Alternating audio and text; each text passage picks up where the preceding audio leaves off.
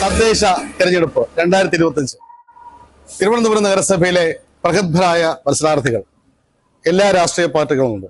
നമുക്ക് അവരോട് ചോദിക്കാം എന്തൊക്കെയാണ് അവർ ചെയ്യാൻ പോണ വികസനങ്ങൾ.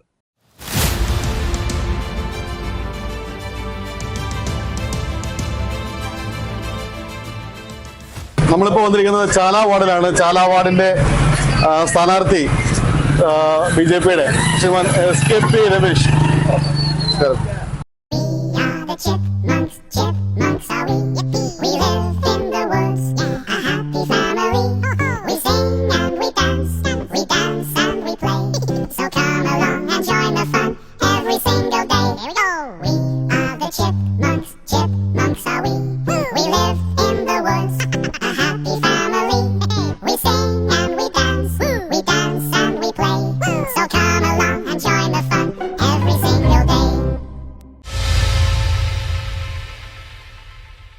രമേശ് സാർ, ഇത് രണ്ടാം വട്ടമാണ്. അതെ അതെ, രണ്ടാം വട്ടമാണ്. അതൊരു 5 വർഷം നമ്മുടെ ഇവിടെ വാർഡിലുണ്ടായിരുന്നു. അതെ അതെ അതെ. അപ്പൊ അന്നത്തെ ഈ അവസ്ഥയാണ് ഈ വാർഡിൽ ഇപ്പൊ കിടക്കുന്നത്. ഇതിപ്പോ നമ്മളിപ്പോ ഈ പ്രദേശം മുഴുവനും ഈ സ്മാർട്ട് സിറ്റിയുടെ ഭാഗമായിട്ട് സെൻട്രൽ ഗവൺമെന്റിന്റെ നരേന്ദ്ര മോദിജി ഗവൺമെന്റിന്റെ ഒരു പ്രോജക്റ്റാണ്.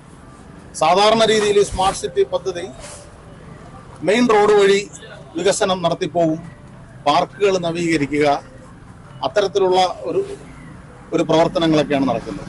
ഈ ചാലയെ സംബന്ധിച്ചിടത്തോളം ചാലയുടെ ഓരോ പ്രദേശത്തും ചാലയുടെ ചുറ്റിലും നമുക്ക് വികസനമൊക്കെ കാണാം.